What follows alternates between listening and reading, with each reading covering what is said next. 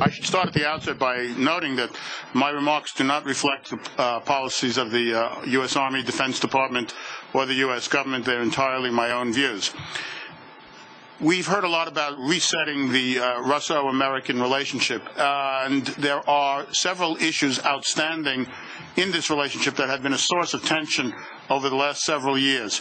I would count at least 7 particular issues. Not all of them were emphasized at the recent Moscow summit, but they are all issues that are out there, so to speak, on the agenda, and which cause discord between Moscow and Washington, and also between Moscow and American allies in Europe, if not elsewhere. For example, the most outstanding issue, of course, is the issue of strategic arms limitation. The 2 presidents signed a framework agreement giving instructions to their negotiators to come up with a new strategic arms reduction treaty by December. That treaty will stipulate that as of 2016, both sides will have no more than 1,500 to 1,675 nuclear warheads, and no more than 500 to 1,100 launchers, launchers being missiles, submarines, airplanes, or ground-based missiles, nuclear weapons that they can use.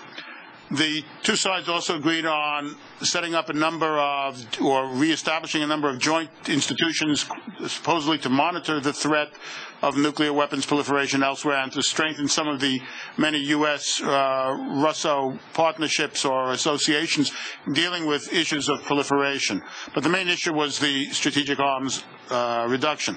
So that's the main issue that came out of the summit. But the tensions between the 2 sides hardly end there.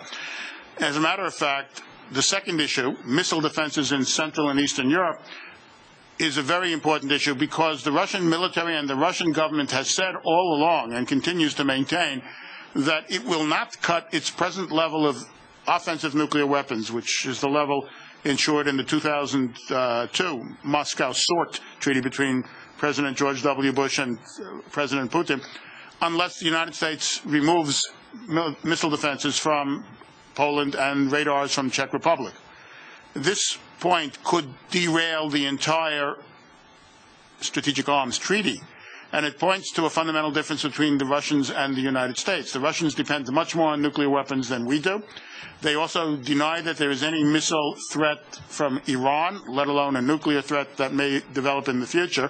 And that is the third point of contention between us. The Russians see Iran as a partner and as a profit-making partner at that, so they are unwilling or reluctant to push Iran very hard to forego uranium enrichment and nuclearization, even though their military has publicly admitted, and Mr. Putin has told Secretary Gates at least once, if not twice, that the Russians now recognize Iran as a threat. Nonetheless, publicly, Russia refuses to do so.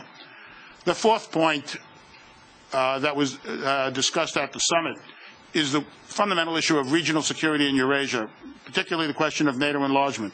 Although NATO enlargement for Georgia and Ukraine is not an option at this time, and not even an option any time in the foreseeable future, Moscow regards this as a neuralgic point and is obsessed, and I think that's a fair word, about the possibility of not just NATO enlargement, but essentially the enlargement of Europe into countries that were former Soviet republics, regarding this as a fundamental threat to its vital interest. The threat, I might add, in my view, is that these countries will be democratic Western states, not that they will be a base for hostile military action, because Ukraine's constitution forbids the stationing of foreign troops on its territory. And what's more, Russia and the United States are co-guarantors of Ukrainian security by the 1994 treaty, as Ukraine also enjoys a Russian guarantee from the Tashkent Treaty of 1992. Nonetheless, there is an enormous amount of tension regarding these areas, and particularly the heavy concentration of Russian troops and exercises in Georgia.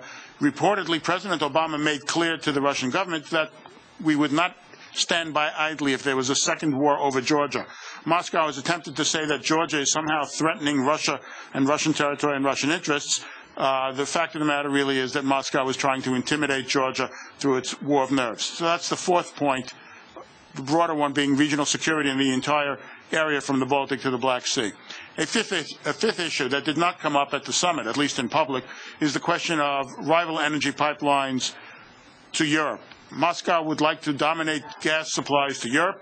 It would like to be able to practice energy blackmail upon its customers. It's already tried this on Ukraine a couple of times. And it has now aroused the EU to the point where the EU has stepped up and has begun to resist, not only by moving forward on the Nabucco pipeline, which is the alternative to Russia's projected South Stream pipeline, but also by saying that the European Union will help Ukraine reform its gas network, which would be a major step in improving Ukraine's energy economy, transparency, and economic strength altogether, and would also reduce Russia's capacities for monkey business in Ukraine. The sixth issue is proliferation in regard to North Korea. North Korea is a state that nobody would like to have nuclear weapons, but again, Russia and China are less willing to put pressure on North Korea for various reasons than is the United States. They have both cautioned against imposing too heavy a burden of sanctions on North Korea, trying to bring North Korea back to a negotiated settlement, even though neither of these states wants a nuclear North Korea. Nonetheless, they do not want to see Japan go nuclear in response to that, nor do they want to see United States missile defenses in Northeast Asia or the Pacific as a result of the North Korean threat, and that would be an extremely advantageous pretext for the U.S. to do that. And they also would oppose any really profound military strengthening of the U.S. alliance system in Northeast Asia. Finally, there's a seventh point, and again, this was not raised at the summit. Since last year, Moscow has been challenging the international financial status quo. This challenge, calling upon states to abandon the dollar and to make the ruble a reserve currency, had little credence even when it was floated a year ago before the crisis hit. Now it has even less, but nonetheless Russia and, more importantly, China have raised this as a part of a broader challenge to the dominance of the dollar and thus to American dominance in international financial institutions. So we see that on these 7 issues, which comprise a lot of the current international agenda, there are severe tensions between Moscow and the United States. The purpose of the summit was not necessarily to resolve these issues, because one meeting doesn't just simply resolve all these issues, but to create a better atmosphere by which areas where there might be common interests could be identified and tackled.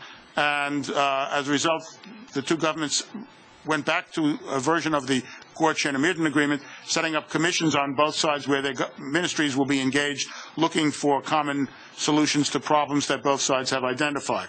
So, although the atmosphere has certainly improved over the last 6 months, we should not think that the issues that are at the bottom of the Russo-American tension, that is Russia's challenge to U.S. power, Russia's demand for a revision of the European security system, and for its own sphere of influence in the CIS, have gone away. While the atmosphere has improved, the issues remain. Thank you. Thank you, Dr.